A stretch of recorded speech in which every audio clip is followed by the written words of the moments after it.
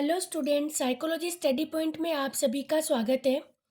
मैंने अभिप्रेरक टॉपिक आपको स्टडी करवा दिया। आज मैं अभिप्रेरणा लेकर आई हूँ, जो साइकोलॉजी का अत्यंत महत्वपूर्ण टॉपिक है और आपके एग्ज़ाम में इससे सहायता प्राप्त होगी।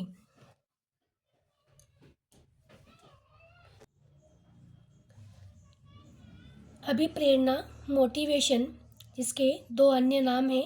नंबर 1, सीखने का हृदय भी इसको कहा जाता है, हार्ट ऑफ लर्निंग। दूसरा नाम है सीखने की सुनहरी सड़क, गोल्डन रोड ऑफ लर्निंग। अभिप्रेरणा अधिगम में अत्यंत महत्वपूर्ण मानी जाती हैं। रुचिपूर्ण कार्य अभिप्रेरणा विहीन नहीं होता है। चेतन अथवा अवचेतना में किसी भी कार्य की पृष्ठभूमि में कोई न कोई कारण निहित होता है, जिसमें व्यक्ति किसी कार्य को करने की दिशा में अभिप्रेरित होता है। अभिप्रेरणा व्यक्ति में रुचि उत्पन्न करके उसे कार्य में ध्यानावस्थी करती है और कार्य करने की दिशा में गति प्रदान करती है। प्रत्येक क्षेत्र में अभिप्रेरणा सफलता का मूल आधार होती है।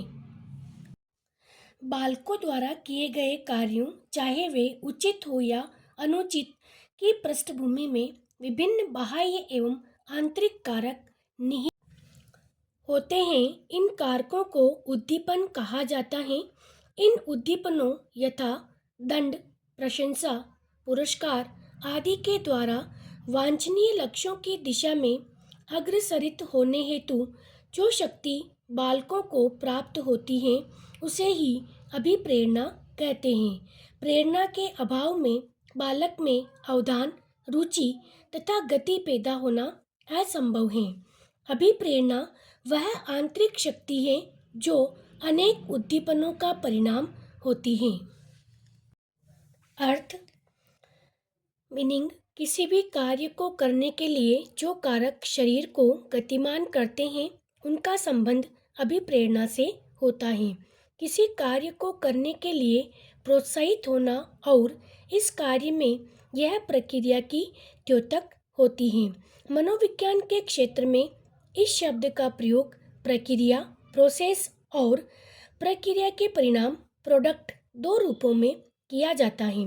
प्रक्रिया रूप में एक ऐसी मनोशारीरिक प्रक्रिया के रूप में किया जाता है जो किसी व्यक्ति के अंदर ऐसी ऊर्जा पैदा करती है जिससे वह कार्य करने के लिए प्रोत्साहित होता है।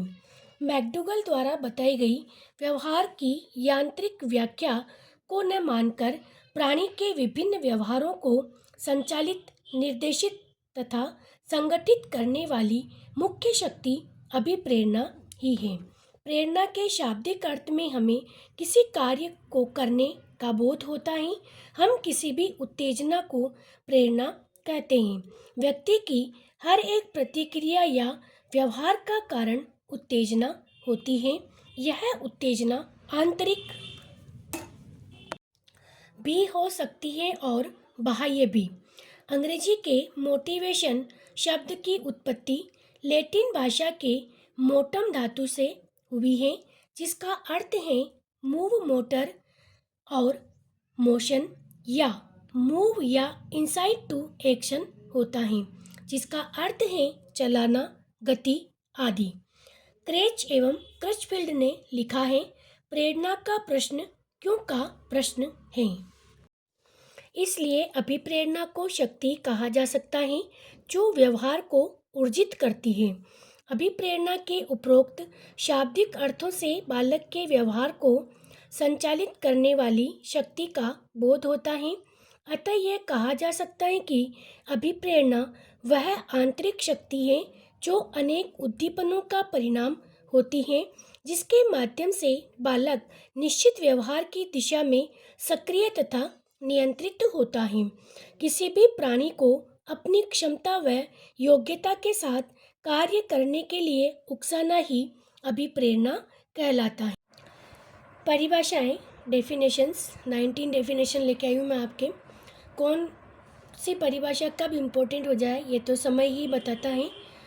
नंबर 1 परिभाषा, गुण के अनुसार अभिप्रेरणा किसी कार्य को प्रारंभ करने जारी रखने अथवा नियंत्रित करने की प्रक्रिया है। Number 2, B.F. स्किनर के अनुसार विद्यालय अधिगम में प्रेरणा का अर्थ व्यवहार को प्रोत्साहित करना, जारी रखना तथा दिशा प्रदान करना है। नंबर 3, वुडवर्थ के अनुसार अभिप्रेरणा व्यक्तियों की दशा का वह समूह है जो किसी निश्चित उद्देश्य की पूर्ति करने के लिए निश्चित व्यवहार को स्पष्ट करता है। Number 4, J.P. गिलफोर्ड के अनुसार अभिप्रेरणा एक कोई भी विशेष आंतरिक कारक तथा दशा है। नंबर 5, मैकडोगल के अनुसार अभिप्रेरणा शारीरिक एवं मनोवैज्ञानिक दशाएं हैं जो किसी कार्य को करने के लिए प्रेरित करती हैं। नंबर 6, बर्नार्ड के अनुसार अभिप्रेरणा द्वारा उन विधियों की खोज की जाती है जो बालक को विद्यालय द्वारा प्रदत्त अधिगम के लिए इच्छुक बनाती हैं। नंबर 7, गेट्स एवं अन्य के अनुसार अभिप्रेरक प्राणी के भीतर की वे शारीरिक और मनोवैज्ञानिक दशाएं हैं जो उसे विशेष प्रकार की क्रिया करने के लिए प्रेरित करती हैं। नंबर 8, जॉन के अनुसार व्यवहार किस प्रकार प्रारंभ होता है, बलवती होता है, बना रहता है, दिशा प्राप्त करता है, समाप्त होता है, इन सभी के साथ प्राणी में किस प्रकार के वैयक्तिक प्रतिक्रियाएं होती हैं आदि का संबंध अभिप्रेरणा से है। नंबर 9, ब्लेयर, जोन्स तथा सिम्पसन के अनुसार अभिप्रेरणा एक प्रक्रिया है जिसमें सीखने वाले की आंतरिक शक्तियाँ अथवा आवश्यकताएं उसके पर्यावरण में विभिन्न लक्ष्यों की ओर निर्देशित होती हैं। नंबर 10, स्किनर के अनुसार अभिप्रेरणा अधिगम का सर्वोच्च राजमार्ग है। यह वेरी इंपॉर्टेंट डेफिनेशन है, कितनी ही बार एग्जाम में पूछी गई है। नंबर 11, बर्नार्ड के अनुसार अभिप्रेरणा शिक्षा में मनोविज्ञान की मूलभूत समस्या है। नंबर 12, केले के अनुसार अधिगम की कुशल कला में अभिप्रेरणा केंद्रीय कारक है। नंबर 13, थॉमसन के अनुसार अभिप्रेरणा आरंभ से लेकर अंत तक मानव क्रियाओं का स्रोत है जो प्रत्येक कारक को अपने में सम्मिलित करती हैं, अर्थात इसमें सम्मिलित हैं प्रवृत्ति, पक्षपात, इच्छा, ईहा, पुरस्कार, आशा, रुचि, प्रतिज्ञा, चाह, वांछना तथा लक्ष्य आदि। नंबर 14, एवरिल के अनुसार अभिप्रेरणा ऊर्जित प्रयास होता है। यह कल्पना को हवा देता है, हृदय को भावना देता है। यह दृढ़ प्रतिज्ञा, आकांक्षा तथा उद्देश्य के द्वार खोलता है। यह बच्चे को उस इच्छा को पाने के लिए प्रोत्साहित करता है जो वह उपलब्धि प्राप्त करने के लिए तथा कठिनाइयों पर पार पाने के लिए करेगा। नंबर 15, लोवेल के अनुसार अभिप्रेरणा एक ऐसी मनोवैज्ञानिक अथवा आंतरिक प्रक्रिया है जो किसी आवश्यकता की उपस्थिति में उत्पन्न होती है और जो ऐसी क्रिया को उत्पन्न करती है जो उस आवश्यकता की संतुष्टि करती है।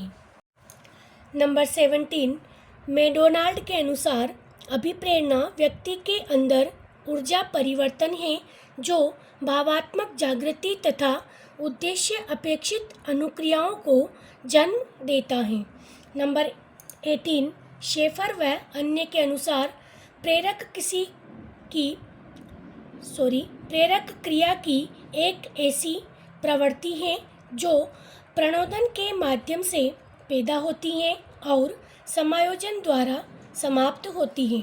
नंबर 19, देन लास्ट डेफिनेशन, मैगोज के अनुसार प्रेरक प्राणी की कोई दशा है जो दिए गए कार्य के अभ्यास की ओर इंगित करती है तथा उस कार्य के संतोषप्रद समापन को परिभाषित करती है। Thank you.